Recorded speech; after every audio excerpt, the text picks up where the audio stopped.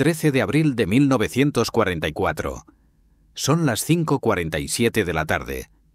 El sol de Texas aún estaba alto, endureciendo los caminos de tierra afuera del campamento Hood hasta volverlos polvo. Dentro de un autobús militar rumbo al pueblo de Killeen, el teniente segundo Jackie Robinson iba sentado en la fila del medio, con el uniforme impecable y las insignias relucientes. Tenía 25 años, era oficial del ejército de los Estados Unidos, jurado para defender la democracia contra el fascismo. Pero cuando el conductor se giró y le gritó que se moviera al fondo del autobús, Robinson no se movió. Lo que ocurrió después desencadenaría un consejo de guerra que casi destruye su carrera antes de empezar.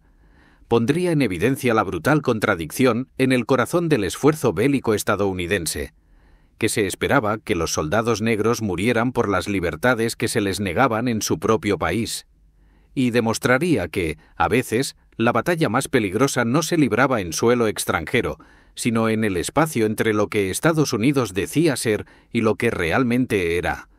Esta es la historia de cómo la negativa de un hombre a obedecer una orden injusta se convirtió en un punto de inflexión, no solo para él, sino para la lucha contra la segregación en el ejército. Una lucha que exigiría valor, testigos y una batalla legal que pudo haber terminado con todo. Jackie Robinson más tarde sería famoso por romper la barrera racial del béisbol, pero 3 años antes, en una calurosa tarde tejana, enfrentó otro tipo de línea. Una que no estaba pintada en un campo, sino dentro del mismo ejército que decía representar la libertad. Jackie Robinson no se suponía que fuera oficial. En 1942, cuando fue reclutado por el ejército estadounidense, las Fuerzas Armadas aún estaban profundamente segregadas. Los soldados negros eran relegados a tareas de apoyo: cargar suministros, cavar letrinas, construir caminos. Rara vez se les permitía entrar en unidades de combate. Casi nunca se les daban cargos de mando. El mensaje era claro: los hombres negros podían servir, pero no podían liderar. Robinson había crecido en Pasadena, California, el menor de 5 hermanos criados por una madre soltera que trabajaba como empleada doméstica. Era un atleta nato. Destacaba en fútbol americano, baloncesto, atletismo y béisbol en la UCLA. Pero cuando llegó la guerra, nada de eso importó. Era solo otro hombre negro en un ejército segregado. En Fort Riley, Kansas, Robinson solicitó ingresar en la escuela de candidatos a oficial. Al principio fue rechazado. No por falta de méritos, sino por su raza. No fue hasta que el campeón mundial de boxeo Joe Louis, también destinado en Fort Riley, intervino y usó su influencia para presionar al mando que Robinson fue finalmente admitido. En enero de 1943 se graduó como teniente segundo y fue asignado a una unidad de caballería. Pero incluso como oficial, Robinson tuvo que moverse dentro de un sistema diseñado para recordarle cuál era su lugar. Se le prohibió entrar al club de oficiales, le negaron el servicio en el economato de la base. Cuando intentó unirse al equipo de béisbol, le dijeron que era solo para blancos. La ironía era asfixiante. Llevaba el uniforme de una nación en guerra contra la tiranía, y sin embargo enfrentaba la tiranía todos los días. Para el verano de 1944, Robinson había sido transferido al campamento Hood, Texas, una enorme instalación militar cerca de Killeen. Fue asignado al 771 Batallón de Tanques, una unidad totalmente negra conocida como los Panteras Negras. Los hombres lo respetaban. No les hablaba con superioridad. No toleraba la falta de respeto de nadie, sin importar el rango o el color de piel. Pero esa negativa a inclinarse ante la injusticia pronto le costaría todo. La tarde del 13 de abril, Robinson iba en un autobús militar de regreso a la base después de pasar por el hospital para revisar una lesión. Se sentó en la parte media del autobús junto a Virginia Jones, la esposa de otro oficial negro. El autobús no estaba lleno. Había asientos vacíos al fondo. Pero para el conductor blanco, eso no importaba. Lo único que importaba era el color de la piel de Robinson. El conductor miró por el espejo retrovisor y lo vio sentado en la sección del medio. Redujo la velocidad, giró la cabeza y dijo: «Oye, tú, muévete al fondo, donde te corresponde». Robinson alzó la vista. No se movió. El conductor repitió, esta vez con más fuerza: «Te dije que te vayas al fondo». La mandíbula de Robinson se tensó. Conocía las normas. Meses antes, el ejército había emitido una orden que prohibía la discriminación racial en los autobuses militares dentro de instalaciones federales. La instrucción era clara: no se podía segregar a los pasajeros por raza. Pero a Texas no le importaban las órdenes federales. Ahí mandaba la costumbre local, y la costumbre local decía que los soldados negros debían sentarse atrás. Robinson habló con calma, pero con firmeza. «No me voy a mover. Tengo todo el derecho de sentarme aquí». El rostro del conductor se enrojeció. Detuvo el autobús por completo y se puso de pie. Los demás pasajeros se giraron a mirar. Algunos se removieron incómodos. Unos pocos soldados blancos murmuraron entre dientes. Virginia Jones, sentada a su lado, susurró: «Jack, tal vez deberíamos...». «No», respondió Robinson. Su voz era tranquila, pero con un filo de acero. «No me voy a mover». El enfrentamiento duró varios minutos. El conductor, al darse cuenta de que Robinson no iba a ceder, avisó por radio a la policía militar. Cuando el autobús llegó al campamento Hood, 2 policías militares blancos estaban esperando. Subieron al autobús y se acercaron a Robinson. Uno de ellos, un capitán, lo miró con un desprecio apenas disimulado. «¿Causando problemas, teniente?». Robinson se levantó despacio, con deliberación. «No, señor. Estaba sentado en un asiento en el que tengo derecho a estar». Los ojos del capitán se entrecerraron. «Va a venir con nosotros». Robinson fue escoltado fuera del autobús y llevado a la estación de la policía militar. Lo que debía haber sido una simple queja se convirtió en un interrogatorio. Las preguntas eran hostiles, acusatorias. ¿Por qué se negó a moverse? ¿Por qué le contestó al conductor? ¿Cree que las reglas no se aplican a usted? Robinson respondió cada pregunta con la misma calma precisa. No había hecho nada malo. El conductor del autobús había violado las normas del ejército. Él simplemente se había negado a obedecer una orden ilegal. Pero los oficiales que lo interrogaban no estaban interesados en las regulaciones. Lo que les importaba era la disciplina. Y para ellos, que un oficial negro se negara a obedecer la orden de un civil blanco era insubordinación, sin importar lo que dijeran las normas. Al final de la noche, Robinson fue acusado formalmente de insubordinación, alteración del orden público y conducta impropia de un oficial. Se programó un consejo de guerra. Su carrera militar, que apenas había comenzado, pendía ahora de un hilo. Lo que Robinson aún no sabía era que ese momento se convertiría en un caso de prueba.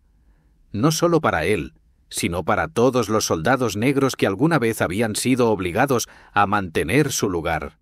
El juicio que siguió pondría al descubierto la profunda hipocresía de una nación que combatía el fascismo en el extranjero mientras imponía el racismo en casa, y obligaría al ejército a enfrentar una pregunta que había evitado desde que comenzó la guerra. ¿Podía realmente un hombre negro ser oficial en una institución que se negaba a tratarlo como tal? El juicio se fijó para el 2 de agosto de 1944 en la sala militar del campamento Hood. El ambiente era tenso. La noticia se había propagado rápidamente entre las unidades negras de la base. Jackie Robinson, el exestrella de la UCLA, el oficial que no se echaba atrás, estaba siendo juzgado por algo que la mayoría de ellos había vivido en carne propia. Que les dijeran cuál era su lugar. La sala estaba llena. 9 oficiales blancos conformaban el jurado. El fiscal era un capitán blanco con fama de minucioso e implacable. El abogado defensor de Robinson era el teniente William Klein, también blanco, con poca experiencia en juicios, pero con la convicción genuina de que los cargos eran absurdos. El caso de la fiscalía era simple. El conductor del autobús, Milton Renegar, fue el primer testigo. Afirmó que Robinson había estado borracho y alborotando, que lo había insultado y que se había negado a obedecer una orden directa de moverse al fondo del autobús. Renegar pintó a Robinson como un hombre conflictivo, agresivo, un alborotador que se creía por encima de las reglas. Después declararon los policías militares que lo habían interrogado. Respaldaron la versión del conductor y añadieron sus propias exageraciones. Uno afirmó que Robinson había sido altanero. Otro dijo que había usado lenguaje vulgar. El mensaje era claro. Esto no era un problema de asientos. Era un problema de un hombre negro que se negaba a mostrar deferencia ante la autoridad blanca. El fiscal insistía una y otra vez en la palabra insubordinación. Argumentó que, sin importar lo que dijeran las regulaciones, Robinson había causado una interrupción. Había provocado una situación que podría haberse resuelto en silencio. Había mostrado falta de respeto hacia un empleado civil del ejército y se había negado a cumplir las órdenes de la policía militar. Según el marco del fiscal, el problema no era de raza, era de disciplina. Pero entonces comenzó la defensa. El teniente Klein llamó a su primera testigo, Virginia Jones, la mujer que había estado sentada junto a Robinson en el autobús. Su testimonio fue claro y firme. Robinson no estaba ebrio, no había insultado a nadie, se comportó con educación, con firmeza, pero sin faltar al respeto. El conductor, dijo, fue quien provocó todo, no Robinson. Klein llamó después a varios testigos más, soldados negros que habían estado en el autobús o cerca de él. Todos contaron la misma historia. Robinson no había hecho nada malo. Simplemente se negó a cumplir una orden que violaba la normativa del ejército. El conductor había sido el agresor, no el teniente. Finalmente, el propio Robinson subió al estrado. Estaba tranquilo, elocuente y preciso. Relató los hechos de aquella tarde sin dramatismo, apegándose a los hechos. Reconoció que se había negado a moverse. No se disculpó por ello. Explicó que conocía las regulaciones, que sabía que la segregación en los autobuses militares estaba prohibida y que había actuado dentro de sus derechos. El fiscal intentó hacerlo perder la calma. «Teniente Robinson, ¿cree que es especial? ¿Cree que las reglas no se aplican a usted?» Robinson lo miró directamente a los ojos. «No, señor. Creo que las reglas se aplican a todos, incluidos los conductores de autobús». La sala quedó en silencio. Fue una respuesta sencilla, pero cayó como un martillazo, porque la verdad era innegable. Las regulaciones estaban del lado de Robinson. El conductor del autobús había violado las normas del ejército. Robinson, no. El juicio duró 2 días. El panel de oficiales deliberó menos de 1 hora. Cuando regresaron, el veredicto fue unánime. No culpable de todos los cargos. Robinson salió de aquella sala libre. Pero la victoria fue agridulce, porque aunque había ganado su caso, el sistema que lo había llevado a juicio seguía intacto. El mismo racismo que lo había arrestado seguía arraigado en cada rincón de la vida militar. Y Robinson sabía que por cada juicio que él ganaba, había 1000 otros soldados que nunca tuvieron la oportunidad de defenderse. El consejo de guerra de Jackie Robinson no ocurrió en un vacío. Formaba parte de una realidad más amplia y brutal que enfrentaban los soldados negros durante la Segunda Guerra Mundial. Les decían que luchaban por la libertad, por la democracia, por el estilo de vida americano. Pero en casa se les negaban esas mismas libertades a cada paso. La campaña de la doble quinto, lanzada por la prensa negra en 1942, resumía perfectamente esa contradicción. Victoria en el extranjero contra el fascismo. Victoria en casa contra el racismo.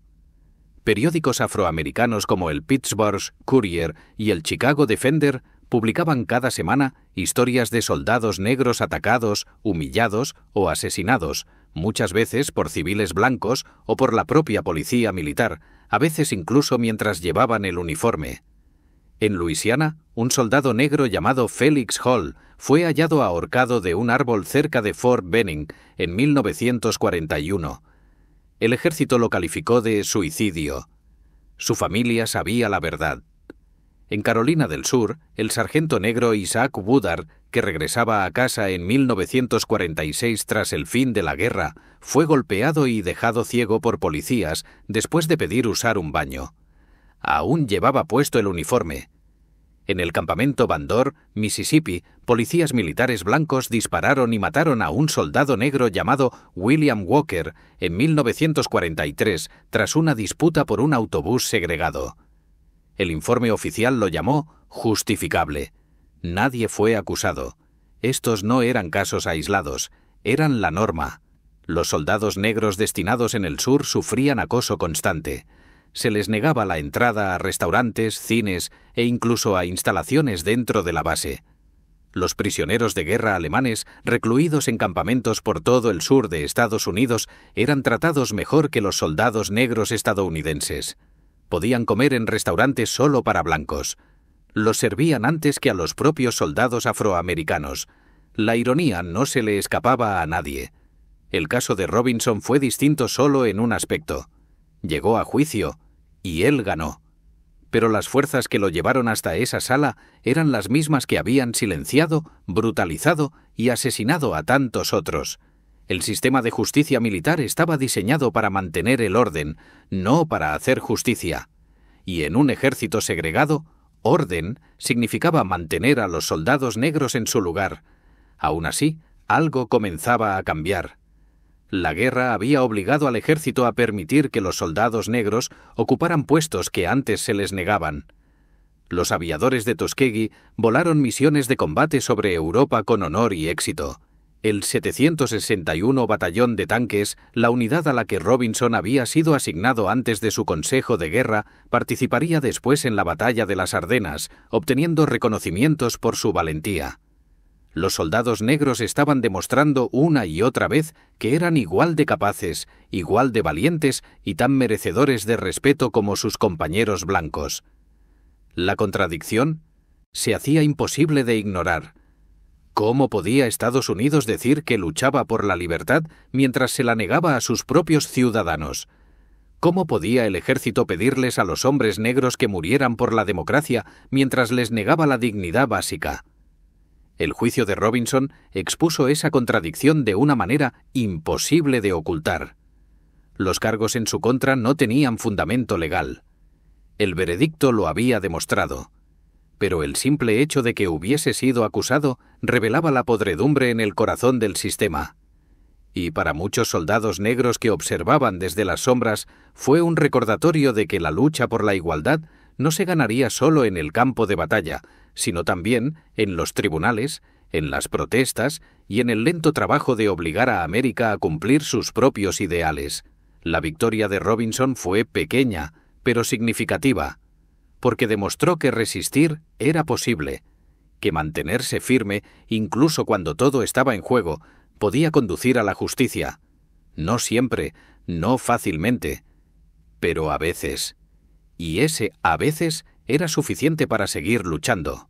Cuando Jackie Robinson fue absuelto, no hubo celebraciones, no fue ascendido, simplemente fue trasladado discretamente del 761 Batallón a otra unidad. La razón oficial era administrativa. La real, el ejército quería deshacerse de él. Se había convertido en un símbolo, y los símbolos eran peligrosos. Robinson nunca vio combate. En noviembre de 1944 fue dado de baja con honores debido a una antigua lesión en el tobillo. Abandonó el ejército sin medallas, sin condecoraciones, sin aplausos. Pero se llevó algo más importante: una claridad absoluta sobre el tipo de país en el que vivía. Años después, Robinson diría que su paso por el ejército lo había radicalizado, no en el sentido de volverlo violento, sino en el de hacerlo incapaz de aceptar la injusticia en silencio. El juicio le había mostrado que el sistema estaba amañado, pero también que podía ser desafiado, que incluso en una sala donde todo jugaba en su contra, la verdad podía imponerse si uno se mantenía firme. En 1945, Robinson firmó con los Kansas City Monarchs de las Ligas Negras. 2 años después, rompería la barrera racial del béisbol al unirse a los Brooklyn Dodgers. El mismo coraje que mostró en aquel autobús de Texas resonaría en cada paso que dio en un campo de Grandes Ligas. La misma negativa a ceder, la misma exigencia de dignidad, la misma convicción de que las reglas debían aplicarse a todos, incluido él. Pero Robinson nunca olvidó a los soldados que no tuvieron su día en el tribunal, los que fueron golpeados, arrestados o asesinados por resistirse. Hablaba de ellos con frecuencia, especialmente en sus últimos años, cuando se convirtió en un defensor abierto de los derechos civiles. Sabía que su historia no era única, era solo una entre miles, y también sabía que su victoria, por significativa que pareciera, era solo el comienzo. Pasarían 3 años después de su baja antes de que el ejército comenzara a desmantelar la segregación. El 26 de julio de 1948, el presidente Harry S. Truman firmó la Orden Ejecutiva 9/881, que ordenaba la integración de las Fuerzas Armadas. Fue un momento histórico, pero no ocurrió de la noche a la mañana. Muchas unidades permanecieron segregadas incluso durante la Guerra de Corea. La resistencia de los oficiales blancos fue feroz. El cambio llegó lentamente, a regañadientes, y solo porque los soldados negros y los activistas se negaron a dejar morir el tema. El Consejo de Guerra de Jackie Robinson desempeñó un papel pequeño, pero crucial, en ese cambio. Se convirtió en un ejemplo del absurdo de la segregación. Juristas y defensores de los derechos civiles lo citaron como prueba de que las políticas raciales del ejército no eran solo injustas, sino también imposibles de sostener. Si un oficial podía ser acusado por negarse a cumplir una orden que violaba las normas del propio ejército, entonces esas normas no valían nada. El juicio también destacó el valor que requiere resistir. Robinson tenía todo que perder: su carrera, su reputación, incluso su libertad. Pero no se doblegó. Y al hacerlo, mostró a otros soldados negros que resistir era posible, que no tenían que aceptar la humillación como el precio de servir a su país. El legado de aquel momento trascendió el ámbito militar. Las mismas estrategias legales usadas para defender a Robinson serían utilizadas años después en casos civiles contra la segregación en escuelas, viviendas y lugares públicos. El mismo argumento moral, que los ideales estadounidenses exigían igualdad no solo en teoría sino en la práctica, se convertiría en la base del movimiento por los derechos civiles. Robinson se transformó en una de las voces más firmes de ese movimiento. Marchó junto a Martin Luther King Jr., habló en mítines y utilizó su fama como leyenda del béisbol para defender la justicia. Nunca dejó de recordar al público que la lucha por la igualdad no era solo cuestión de leyes, sino de dignidad, de ser tratado como un ser humano, no como un ciudadano de segunda. En 1997, 50 años después de que Robinson rompiera la barrera racial del béisbol, las Grandes Ligas retiraron su número, el 42, en todos los equipos.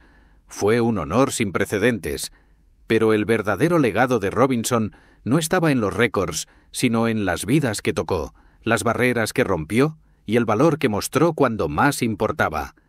La historia del Consejo de Guerra de Jackie Robinson no es una historia de heroísmo tradicional. No se lanzó al combate. No salvó vidas bajo fuego enemigo.